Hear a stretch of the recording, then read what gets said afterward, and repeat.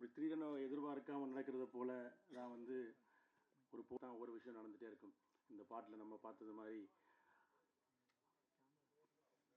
ஒரு டான்ஸ் ஆடிட்டு இருக்கும்போது ஒரு எங்கேயோ குலைக்கிற ஒரு நாயுடைய அந்த குலைக்கிற சத்தம் வந்து அந்த அந்த அந்த இடத்தோட இதை அப்படியே மாற்றிடுது. நிகழ்கிற ஒரு வாழ்க்கை தான் வந்து போரோட வாழ்க்கை.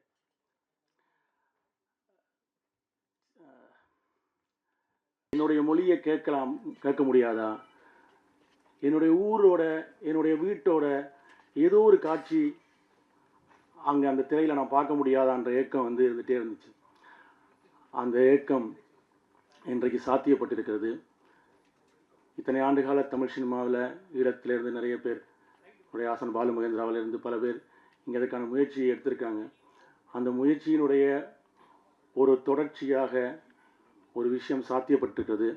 அந்த சாத்தியப்படுத்துவதற்கான முதல் புள்ளியை வைத்த இயக்குனர் நண்பர் கார்த்திக் சுப்ராஜ் அவர்களுக்கு முதலில் நன்றி சொல்லி நான் என்னுடைய தொடங்க விரும்புகிறேன்.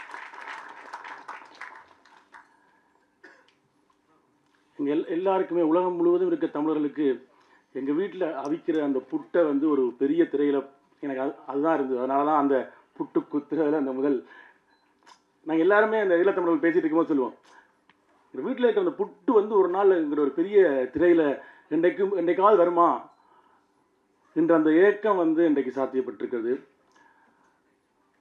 இந்த கதையை நான் சொல்லும்போது ஈழத்தினுடைய போர் பற்றின விஷயங்களை ஒரு செவி வழியாக ஓரளவுக்கு தெரிந்து வைத்திருந்த எங்களுடைய தயாரிப்பாளர் கார்த்திகேயன் அவர்கள் இந்த கதையை வந்து எடுக்கிறதுக்கான அந்த முடிவு அவர் எடுத்த அந்த கணம் வந்து முக்கியமான ஒரு விஷயமா இருந்தது. ஏன்னா இந்த மாதிரி ஒரு கதையை எடுக்கிறதுக்கு முயற்சி பண்ணிகிட்டே இருக்கிற போது இந்த கதைக்குள்ள ஒரு வாழ்க்கை இருக்குது. அந்த வாழ்க்கை தமிழ் சினிமாவுக்கு புதுசான ஒரு வாழ்க்கை. தமிழ் சினிமா இந்த புதுசான வாழ்க்கைகளை எடுத்த பல படங்களை கொண்டாடி இருக்கிறது. இந்த படத்தை கொண்டாடும் என்ற நம்பிக்கையோடு அந்த படத்தை தயாரித்த கார்த்திகேயன் அவர்களுக்கு நன்றி.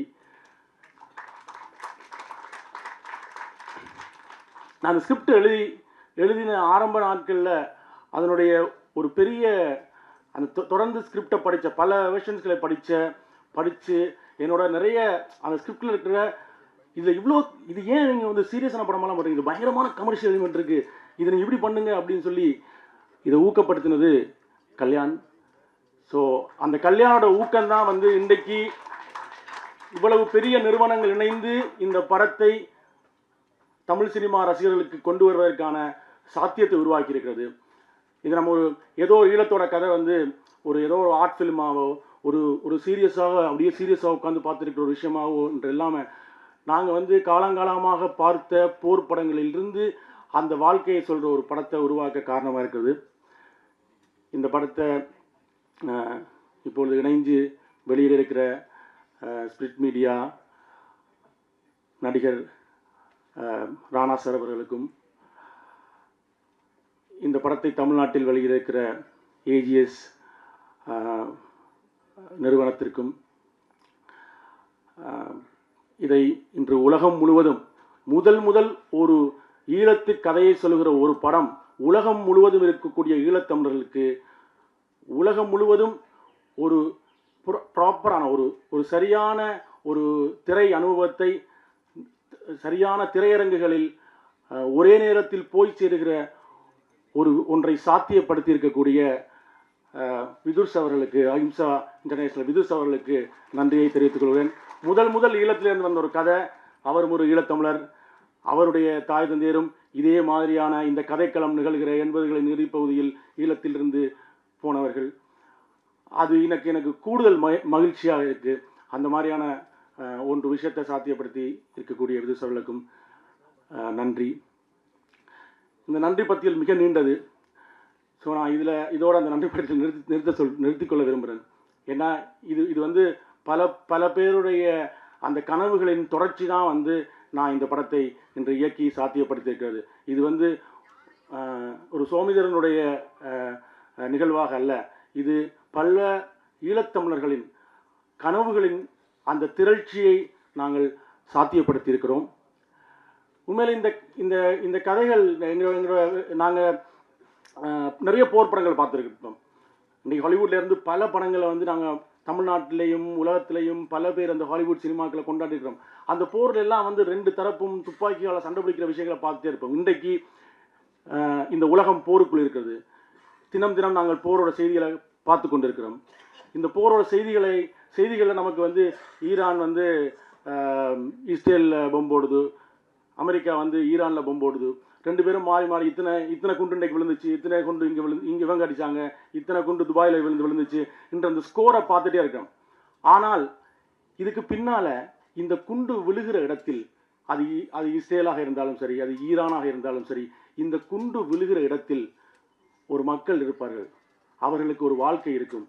அந்த குண்டு போய் விழுகிற அந்த நேரத்தில் அவர்கள் ஒரு பிறந்த நாளை கொண்டாடுவதற்கு முயற்சி பண்ணியிருக்கலாம், அவர் ஒரு கல்யாணத்தை ஏற்பாடு பண்ணியிருக்கலாம், அங்கே ஒரு மரண வீடு நிகழ்ந்திருக்கலாம், ஏதோ ஒரு விஷயம் நிகழ்ந்திருக்கலாம்.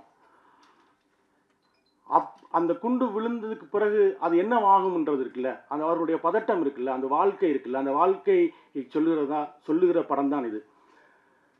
நம்ம எப்பயுமே வந்து நம்ம வார் ஃபிலிம்ஸ்ன்ற எப்பயுமே போர் படங்களை நாங்கள் பார்க்கும்போது போர் புரிகிற ரெண்டு தரப்பை பற்றி தான் படங்கள் வந்துட்டே இருக்கும். இந்த பக்கம் ஒரு 1000 கன், அந்த பக்கம் ஒரு 1000 கன், இந்த பக்கம் ஒரு பலகுழல் துப்பாக்கியை வச்சுட்டு ரெண்டு பேரும் துப்பாக்கிகளை சுடுகிற காட்சிகளை தான் பார்த்துருக்கோம். இந்த துப்பாக்கிகள் சுடுகளுக்கு நடுவில் ஒரு மக்கள் இருக்கிறார்கள், ஒரு வாழ்க்கை இருக்கிறது. போர்ன்றது வந்து நம்ம போரை எப்பயுமே பார்க்கும்போது ஏதோ துப்பாக்கிகள் சுட்டுட்டே இருக்கிற விஷயம்னு நினைக்கிறோம். அப்படி இல்லை. போரோட வாழ்க்கை தான் என்னுடைய வாழ்க்கை. நான் பிறந்ததிலிருந்து என்னுடைய இளமை கால வாழ்க்கையும் போருக்குள்ளே தான் இருந்தது. அந்த போருக்குள்ளே தான் நாங்கள் படித்தோம்.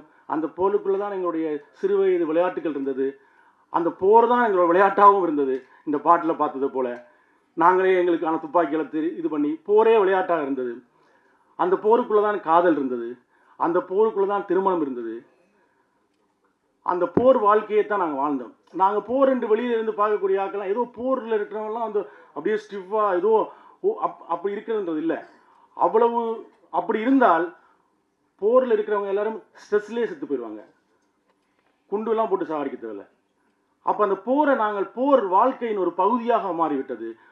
ஒரு பகுதியாக மாறி அந்த போருக்குள்ள எப்படி ஒரு வாழ்க்கை இருந்தது, அந்த வாழ்க்கையினுடைய நிகழ்வுகள் எப்படி இருந்தது, அதுதான் இந்த இந்த இந்த இந்த படத்தில் நாங்கள் சொல்ல வருகிற விஷயமா இருக்குது. எங்களுடைய ஒரு பதட்டம் இருக்குல்ல, நம்ம வந்து ஒரு ஒரு விஷயம் நடந்துடணும்ன்ற அந்த பதட்டம் தான் சினிமா. உலகத்தில் வந்து இன்றைக்கு அப்படியான பல படங்கள் நாங்கள் பார்த்துருக்கோம். லைஃப் இஸ் பியூட்டிஃபுல்னு ஒரு படம் உலகத்தில் பல பேர் பார்த்தாங்க. அந்த படம் வந்து போரோட வழிகளைத்தான் சொல்லியது. ஆனால் போரோட வழிகள் என்பது வெறும் அழுகையாகவும் ரத்தமாகவும் மட்டுமே சொல்கிறதில்லை, அதுக்குள்ளே இருக்கிற வாழ்க்கையாகவும் சொல்கிறது என்று சொன்னது அந்த படம். ஸோ அப்படி ஒரு வாழ்க்கையை தான் நான் இந்த படத்தில் காட்சிப்படுத்தியிருக்கேன். அது இந்த இந்த தமிழ் ரசிக சூழலில் தமிழர்கள் இந்த படத்தை ரசிப்பார்கள் என்று நினைக்கிறேன். ஏன்னா ஒரு பரபரப்பான ஒரு த்ரில்லரை ரசிக்கக்கூடியவர்களாக அந்த படங்கள் வெற்றியடைய வைத்தவர்களாக தமிழ் சினிமாவில் ஆட்கள் தந்திருக்காங்க. எப்பவுமே எனக்கு ரொம்ப மரணத்தை விடவும் மரண பயம் வந்து ஒரு பதவேதப்பானது. இந்த படம் அந்த மரண பயத்திலிருந்த வாழ்க்கையை சொல்கிறதா தான் இந்த படம் இருக்கும். எடுத்துக்கிறேன் இல்லை, ஒரு பதட்டமான மனதில் ஒரு போருக்குலேருந்து எனக்கு அந்த என்னோட சின்ன வயசோட இடத்துக்கு நான் போயிட்டேன். இந்த இந்த படத்தில் அந்த முறுக்க எடுக்க எத்தனைக்கிற அந்த பையன்தான் நான். எனக்கு கழிந்த அப்படியான பல இரவுகளில் ஒரு இரவைத்தான் இந்த படத்தில் காட்சிப்படுத்தியிருக்கேன். போருக்குள்ளே நமக்கு பதபதைப்பாக கழியக்கூடிய அந்த பரபதைப்பான இரவுகளில் ஒரு இரவு தான். இப்படி பல இரவுகள் எங்களுக்கு கழிஞ்சு போயிருக்கும். அப்படி ஒரு இரவு தான் இந்த படம். அந்த இரவோட அந்த பதைபதைப்பும் அந்த மக்களும் அந்த உங்களுக்கு நெருக்கமாக வருவார்கள். நாங்கள் தமிழ்நாட்டில் ஈழம் பற்றி நிறைய கதைகளை கேள்விப்பட்டிருக்கோம். ஆனால் ஒரு ஈழத்தோட வீடு, எனக்கு கோயம்புத்தூர்ல இருக்கிற ஒரு வீடு எப்படி இருக்குன்னு தெரியும், மதுரையோட முட்டுச்சந்தை எப்படி இருக்குன்னு தெரியும், மதுரையோட ஒரு கிராமம் எப்படி இருக்குன்னு தெரியும், ஒரு வீடு எப்படி இருக்குன்னு தெரியும். தமிழ்நாட்டினுடைய எல்லா ஊர்களுடைய வீடுகளும் அது அது வந்து ஒரு மேல்தட்டு வர்க்கத்தின் வீடாக இருந்தாலும் சரி, ஒரு மிடில் கிளாஸ் வீடாக இருந்தாலும் சரி, ஒரு ஏழை வீடாக இருந்தாலும் சரி, எல்லா வீடுகளும் எனக்கு தெரியும். ஆனால் என்னுடைய வீடு எப்படி இருக்கு, எப்படி இருக்கும் என்றதை நான் இந்த தமிழ் ரசிகனுக்கு இதுவரைக்கும் நம்ம வந்து முழுமையாக காட்டலை. இந்த படம் அந்த வேலையை செய்யும். இனிமே ஈழத்திலையும் ஒரு வீடு எப்படி இருக்கு, அந்த வீட்டுக்குள்ளே இருக்கிற அந்த குசினி, அந்த கிச்சன் எப்படி இருக்கு, அவருடைய வாழ்க்கை எப்படி இருக்குன்றதை வந்து இந்த படம் உங்களுக்கு சொல்லும். எங்களால் இப்போ நான் வந்து லொயலாவில் விஷுவல் கம்யூனிகேஷன் வரும்போது நான் வந்து எவ்வளவு தான் ஈழத்தை பற்றி கதை சொன்னாலும் அவங்களால விஷுவலைஸ் பண்ணவே முடியாது. ஏன்னா விஷுவலாக பார்த்ததே இல்லை. ஒரு ஒரு கதைகளாக கேள்விப்பட்ட அளவுக்கு நம்ம விஷுவலாக பார்த்ததே இல்லை. இந்த படம் வந்து அந்த வாழ்க்கையை உங்களுக்கு எந்த வகையிலும் இங்கு வரக்கூடிய, இங்கு வெற்றியடைந்திருக்கக்கூடிய வெற்றி படங்களினுடைய அந்த தன்மைக்கு எந்த குறைவும் இல்லாமல் இந்த படம் அந்த வாழ்க்கையிலிருந்து உங்களுக்கு பேசும். நான் அந்த அந்த அந்த மனநிலையில் தான் இருக்கேன். எனக்கு எனக்கு வந்து எங்கள் ஊரில் வந்து போர் நடந்துட்டு இருக்கும்போதே படம் எடுத்துகிட்டு இருப்பாங்க. ஏன்னா இங்கேருந்து படங்கள் வராத காலகட்டத்தில் குண்டுகள் விழுந்துகிட்டே இருக்கும். குண்டுகள் விழுந்துட்டு இருக்கும்போது VHS கேமராவில் படம் எடுத்து படத்தில் நடிச்சிட்டு இருக்கிறவன்ல 2-3 பேர் செத்து போயிருப்பான். அடுத்த நாள் ஷூட்டிங் அவன் எல்லாம் போகும். ஏன்னா அவன் ஷூட்டிங் முடிஞ்சு போகிற வழியில் ஏதோ ஒரு குண்டு பிளேஸ் இருக்கும். ஆனால் ஷூட்டிங் போயிட்டு இருக்கும். அப்படி எடுக்கப்பட்ட படங்களில் 90களில் நாங்கள் பார்த்துருக்கோம் எங்கள் ஊரில். அப்படி நாங்களே எடுத்து நாங்களே அங்கே அங்கே அங்கே அங்கே திரை கட்டி அங்கே நாங்கள் அந்த மாதிரி படங்களை பார்த்துருக்கிறோம். அங்கே இருந்து தொடங்குது இந்த மாதிரியான ஒரு கதையை இந்த மாபெரும் தமிழ் சினிமாவில் கொண்டு வந்து நிறுத்தணுன்றது அந்த இடத்துலேருந்து தொடங்குது என்று நான் இப்போ உணர்றேன். அந்த மாதிரியான ஒரு விஷயமாக தான் அது இருக்குது. எல்லாருமே நாங்கள் சுவாரஸ்யமான ஒரு கதையோடு முடிக்கலாம்னு நினைக்கிறேன். உதாரணமாக நம்ம வந்து போரோட விஷயங்களை பார்க்கும்போது இப்போ நம்மளாம் வந்து இந்த பாய்ஸ் ஸ்கூல் கேர்ள்ஸ் ஸ்கூல்லாம் படிப்போம். அப்படி தான் எங்கள் ஊர்லேயும் பாய்ஸ் ஸ்கூல் கேர்ள்ஸ் ஸ்கூல்லாம் படித்து கொண்டு இருந்தோம். அப்படி படித்து கொண்டு இருக்கையில் யாழ்ப்பாணத்தில் ஒரு பெரும் இடப்பெயர்வு, ஒரு 4 லட்சம் மக்கள் இடம்பெயர்ந்தாங்க. போய் எல்லாரும் வேறு ஊருக்கு போனாங்க. திரும்பி எப்போ போகணும்னு தெரியாது. அது ஒரு 6 மாதம் ஆகலாம், 1 வருஷம் ஆகலாம், எப்போ வேணாலும் ஆகலாம். எல்லாரும் குடிசை வீடுகளை கொட்டில்களை போட்டுக்கிட்டு இருந்தாங்க. இப்போ நம்ம வந்து 1 வருஷம் இங்கே இருக்க ஒன்றா ஸ்கூலும் கட்டணும். அதனால் ஸ்கூலுக்கு பெரிய கொட்டைகள் போட்டு அந்த கொட்டைகள் இருந்தாங்க. அந்த கொட்டைகள் வந்து தனித்தனியாக பாய்ஸ் ஸ்கூல் கேர்ள்ஸ் ஸ்கூல்லாம் போட முடியாது. அதனால என்ன பண்ணிட்டாங்கன்னா 10ஆம் வகுப்பு வரைக்கும் ஆண்கள் பாடசாலையிலும் பெண்கள் பாடசாலையிலும் படித்தவர்கள் ஒரே நாளில் ஒரே பாடசாலையாக மாறினாங்க. ஸோ இது வந்து பயங்கரமாக எங்களுக்கு அந்த 10ஆம் படிக்கிறவனுக்கு தப்புன்னு பார்த்தா பொண்ணுங்க கூடயே பேச முடியாத ஒரு இடத்துல பக்கத்தில் பார்த்தா பொண்ணு, இந்த பக்கம் பார்த்தா பொண்ணுங்க. அது வந்து இங்கே வீட்டில் அம்மா அப்பாவுக்கு வந்து எந்த பெரிய வீட்டிலேருந்து வந்தாங்க, ஓலையை வெட்டி குடிசை போட்டுருக்கோம்ன்ற அழுகு அவங்களுக்கு, சாப்பாட்டுக்கு வழி இந்த அழுகு அவங்களுக்கு. ஆனால் எங்களுக்கு அதுக்குள்ளே இருக்கிற ஒரு மகிழ்ச்சி இருக்குல்ல, இதுதான் போரோட வாழ்க்கை. இந்த மாதிரி இல்லைன்னா போரில் நாங்களாம் ஸ்ட்ரெஸ்லேயே நோயாளியாக போய் ஸ்ட்ரெஸ்லேயே செத்து போய் இப்படிலாம் இருப்போம். போருக்குள் வாழ பழகிக்கிற வாழ்க்கை இருக்குல்ல, அதில் பார்த்தா நிறைய பேர் வந்து அவ்வளோதான், அதில் பல காதல்கள் மலரும். இவருக்கு என்ன பிரச்சனைன்னு சொன்னால் தள்ளி இருந்த வீடுகள் வந்து இப்போ பக்கத்து குடிசையிலாக மாறி இருக்கும். அதுக்குள்ள ஒரு சண்டை வரும். இந்த பிரச்சனை வளமையாக இங்கே நீங்கள் பார்க்குற இந்த காதலோட பிரச்சனைலாம் அதில் இருக்கும். ஆனால் இது ஒரு ஜாலியான விஷயமா இருக்குல்ல. பொம்பர் போடுவாங்க. பொம்பர் போடும்போது நிறைய பதுங்குழிகள் இருக்கும். இந்த ஸ்கூல் எல்லாரும் பதுங்குழி இருக்கும். அப்போ அந்த பதுங்குழிகள் நோக்கி நாங்கள் ஓடும்போது யாராவது ஒரு பொம்பளை பிள்ளையோட பார்த்துருப்பான்ல, ப்ரப்போஸ் பண்ண ரெடி பண்ணுவான், ஒன் சைடாக இருப்பான். அவன் ஓடுற பங்கருக்குள்ள போய் இவன் ஓடுவான். ஏன்னா குண்டு மேலே போட்டான்னா அவன் எவ்வளோ நேரம் குண்டு போடுவான்னு தெரியாது. அவ்வளோ நேரமும் நம்ம அந்த நிலக்கீழ் பங்கருக்குள்ள இவளுக்கு பக்கத்தில் இருக்கலாம். அந்த பங்கருக்குள்ள இருட்டா இருக்கும், ஒன்றுமே தெரியாது. இவ பக்கத்தில் இருக்கிறான்னு கூட தெரியாது. போகும்போது பக்கத்தில் இருந்திருப்பா, அதுக்குள்ள அந்த கூட்டத்துக்குள்ள அவன் எங்கேயா போயிருப்பா. ஆனால் அந்த 2 மணி நேரம் மேலே குண்டு போட்டிருப்பான். நான் அவள் பக்கத்தில் நிற்கிற மாதிரியே நினைச்சிட்டு இருந்திருப்பேன். இப்படி தான் எங்களுடைய வாழ்க்கை இருந்திருக்கு. என்னுடைய முதல் காலமே அப்படி தான் இருந்துச்சு. என்னுடைய முதல் காலத்தில் ப்ரப்போஸ் பண்ண போகும்போதே பார்த்தா அப்படின்னு சொல்கிறேன், எப்படிடா போய் அவள்கிட்ட கதைக்கிறது, பயமாக இருக்கே. இப்போ அவள்கிட்ட ஏன்னா பொம்பளை பிள்ளைல காய்ச்சல் இல்லை, பாய்ஸ் ஸ்கூல்லாம் படிக்கிறோம். அப்போ எப்படா ப்ரப்போஸ் பண்ணுறது. அப்போ என்னோட நம்பன் சொன்னான், இந்த லெட்டரை போய் கொடு, உனக்கு கதைக்க கஷ்டம் பண்ண லெட்டரை போய் கொடு அப்படின்னா. இப்போ லெட்டரை போய் கொடுக்க நமக்கு ஒரு ஒரு பதட்டம் இருக்கும்ல, பயம் இருக்கும்ல. அப்போ அப்போ எங்கள் போராட்டத்தில் ஒரு ஸ்லோகன் ஒலிக்கப்பட்டிருக்கும். போராட்டத்தில் வந்து போராடும்போது இப்படி சொன்னால் ஒரு எல்லாருக்குமே தெரியுமில்ல, போராட்டத்தில் ஒரு ஸ்லோகன் சொல்லுவோம்ல. அவன் சொன்னான், அவள்கிட்ட போய் அந்த ஸ்லோகனை சொல்லு. அந்த ஸ்லோகன் சொன்னால் நம்ம இயல்பே இப்படி ஆயிரும். அந்த ஸ்லோகனை சொல்லிட்டு போட்டு ஐ லவ் யூ சொல்லிடு. அதாவது ஒரு போராட்டம் எவ்வளவு உன்னதமான விஷயங்கள் நடந்துட்டு இருக்கிற ஒரு விஷயத்துல போராட்டத்தினுடைய அந்த ஸ்லோகனை வந்து இப்படித்தான் வாழ்க்கை இருக்கும். போரோட வாழ்க்கைன்றது இந்த மாதிரியான காதல்களையும் இந்த மாதிரியான கதைகளையும், ஆனா இதுக்கு எல்லாத்துக்கும் மேல ஒரு போர் நிகழ்ந்துட்டே இருக்கும், ஒரு பதவிப்பு இருந்துட்டே இருக்கும். அதுதான் இந்த படம். அந்த போரோட வாழ்க்கை நம்ம வந்து இது வரைக்கும் போரோட வாழ்க்கைன்றத நம்ம கற்பனையில வேற மாதிரி நினைச்சிட்டே இருப்போம். எப்ப பார்த்தாலும் கண்ணால சுட்டுட்டு இருப்பாங்க, எல்லாரும் பட்டப்பட்டு செத்துட்டு இருப்பாங்கன்றது மட்டுமே இல்லை. இந்த வாழ்க்கை, இந்த இதுக்குள்ள ஒரு வாழ்க்கை இருக்குல்ல. ஒரு ஒரு மதுரையிலிருந்து முதல் தடவை சென்னைக்கு வரவனுக்கு சென்னையெல்லாம் எப்படா மனுஷன் வாழ்வான்னு நினைப்பான். ஆனா அவன் 6 மாசம் வாழணும், சென்னை வாழ்க்கை அவனுக்கு பழகி போயிடும். சென்னையில் இருக்கிற எல்லாத்தையும் அதே மாதிரி தான். போர் தொடங்கும் போது அந்த வாழ்க்கை பதப்பா இருக்கும். ஆனா அதுக்குள்ள இருக்கிற அந்த வாழ்க்கையையும் அந்த வாழ்க்கையின் பதட்டத்தையும் அங்கு நடக்கிற ஒரு திருமணத்தையும், இப்போ இங்கே வந்து தமிழ்நாட்டில் பல்வேறு வகைப்பட்ட திருமணங்கள் நம்ம பார்த்துருப்போம். எவ்வளவோ திருமணங்கள் நடந்திருக்கும் என்பதுகளை அப்படி பார்க்காத ஒரு திருமணம் தான் இந்த படத்தில் நிகழுது. அந்த திருமணத்தை நடத்துறதுக்காக முயற்சி பண்ணுகிற ஒரு குடும்பம், அந்த குடும்பத்தை சுற்றி நிகழ்கிற விஷயம் தான். அந்த அந்த திருமணம் நடக்குமா இல்லையான்ற நம்ம வீட்டிலாம் பல பிரச்சனை இருக்கும். திருமணத்துக்கு முதல் நாள் இரவு 2 பொம்பளை வீட்டு மாப்பிள்ளை வீட்டும் பிரச்சனை வரும், இல்லை ஏதாவது சீட்டாடும்போது பிரச்சனை வரும், இல்லை சீதனம் கொடுக்கலன்னு பிரச்சனை வரும், ஏதாவது சம்ப காணலும் பிரச்சனை வரும். இப்படி தமிழ் சினிமாவில் திருமணத்தின் போது பல்வேறுபட்ட பிரச்சனைகள் நிகழ்ந்திருக்கும். பல்வேறுபட்ட பிரச்சனைகளை தமிழ் சினிமாவில் இது வரைக்கும் பார்த்துருப்பீங்க. அதில் பார்க்காத ஒரு பிரச்சனையும் அந்த திருமணம் தான் இந்த படம். நிறைய நேரம் நான் பேசிட்டேன்.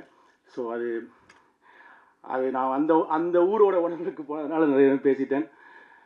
திரும்பவும் என்னோட ஒரு ஐடி நிறுவனத்தில் வேலை செய்யும்போது இறுதிப்போர் நடந்தபோது பெங்களூர்லேருந்து கிளம்பி சென்னைக்கு வந்து இங்கே நடந்த மனித சங்கிலி போராட்டத்தில் கலந்து அந்த மக்களுக்காக நிற்கணும் என்று வந்த அந்த ஐடி கம்பெனி இளைஞர் பின்னாளில் பெரும் இயக்குனராகி தயாரிப்பாளராகி எனக்கு நண்பராகவும் வாய்த்து இந்த படத்தை சாத்தியப்படுத்திய கார்த்திக்கு நன்றி. ஏன்னா அது ரொம்ப முக்கியமான முயற்சி. இதை நீங்கள் எனக்கு கடைசியாக இதை மட்டும் சொல்லி முடிக்கிறேன். பாலுமந்திரா சார்கிட்ட அசண்டாக சேரும்போது லோயலா காலேஜ் முடிச்சதுக்கு பிறகு என்னோட சார் ஒரு விஷயம் தான் சொன்னார். உன்னுடைய முதல் படத்தையாவது குறைந்தபட்சம் எங்கிற கதையை எடுத்துடுறா. என்னால் கடைசி வரைக்கும் எடுக்க முடியாமல் போச்சு. நான் ஆக்ஷன் கட்டுலாம் சொல்லி போட்டு பார்க்குறேன். எனக்கு 65 வயசாயிருச்சு. ஏன்னா இங்கே அடுத்த வெற்றியை நோக்கி அடுத்த விஷயங்கள் நோக்கி நம்ம போயிட்டே இருப்போம். குறைந்தபட்சம் முதல் படத்தையாவது எங்களை கதையை எடுத்துரு. என்னால் நான் எடுக்கணும்னு நினச்ச கதை இருக்குது. அவர் எழுதி வச்ச கதை ஸ்கிரிப்ட் அவர் போனது போய் அப்படியே போயிடுச்சு. அதை இன்றைக்கு நான் சாத்தியப்படுத்துவதற்கு வாய்ப்பளித்த ஸ்டோன் பெஞ்ச், கார்த்திகேயன், கல்யாண், கார்த்திக் சுப்ராஜ் அவர்கள் அனைவருக்கும் மீண்டும் நன்றியை சொல்லி, இன்றைக்கி பாலுமந்திரா சார் வந்து நிச்சயமாக வந்து அவருக்கு இருந்த அந்த நிறைவேறாத ஒரு ஆசை நிறைவேறி இருக்கும் என்று நான் நினைக்கிறேன். என்னுடைய சிறு வயதில் ஊரில் போகும்போது இதானா பாலுமந்திரா வீடுன்னு நாங்கள் பார்த்துட்டு போனேன். அந்த வீட்டிலிருந்து ஒருத்தர் வந்து இந்த தமிழ் சினிமாவில் நின்றிருக்கிறார். அவர் என்னட்ட கேட்ட ஒரு விஷயத்தை நான் இன்றைக்கி சாத்தியப்படுத்தியிருக்கின்ற மன நிறைவும் மகிழ்வும் எனக்கு இருக்கிறது.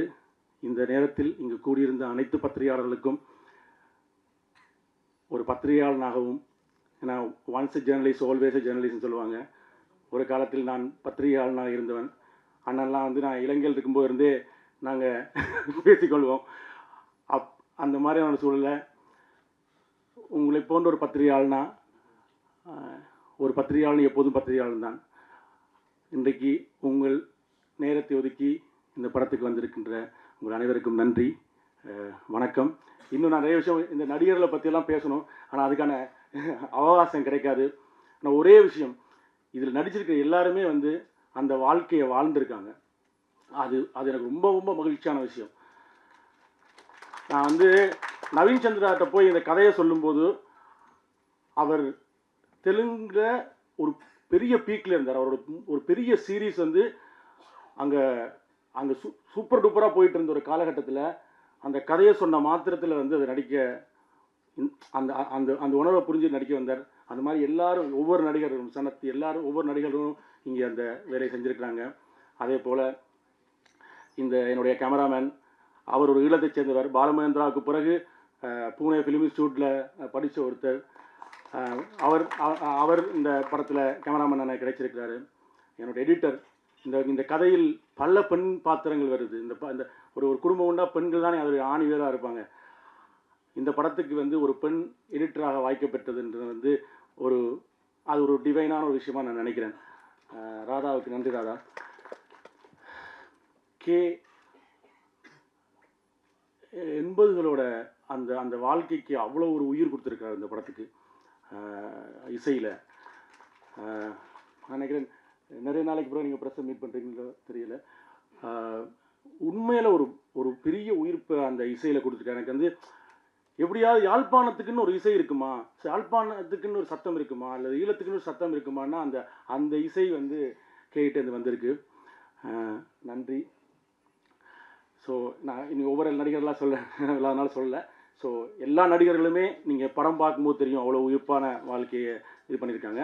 இப்போ நீங்கள் இந்த பாட்டை பாடியிருக்கிறது வாகீசன் ஒரு ஈழத்தை சேர்ந்தவர். இதுக்கு அந்த பாட்டுக்கு இசையமைச்ச பத்மையன் ஒரு ஈழத்தை சேர்ந்தவர். அதில் பாடியிருக்கிற எல்லோருமே ஈழத்தை சேர்ந்தவர்கள். நிறைய ஈழத்தை சேர்ந்தவர்களும் தமிழ்நாட்டை சேர்ந்தவர்களும் இந்த தேசத்தை சேர்ந்தவர்களும் இணைஞ்சு ஒரு கதையை உயிர்ப்பாக கொடுத்துருக்கிறோம். அது நிச்சயமாக வெற்றி பெறும். தமிழ் சினிமாவில் ஒரு புதிய தொடக்கம் அல்ல ஒரு புதிய திறப்பு நிகழும். எங்களுக்கான கதைகளுக்கான இது நீண்ட போராட்டம். இந்த சிவரை உடைக்கிறதுன்றது ஒரு ஈழத்து கதை இந்த தமிழ் சினிமாக்கள் வராதா, அதுக்கு ஒரு சிவர் இருக்கே, அந்த சிவரை எப்படி இங்கே இருக்க எல்லாருக்குமே ஈழத்து கதையை பண்ணணும்னு ஆர்வமாக இருக்கும். அதுக்கான அந்த சிவரை நாங்கள் தள்ள முயற்சித்திருக்கிறோம். அது உடைத்தால் எங்களுடைய கதைகள் இன்னும் இங்கு பல்கி பெருகும் என்ற நம்பிக்கையோடு விடைபெறுகிறேன். நன்றி, வணக்கம்.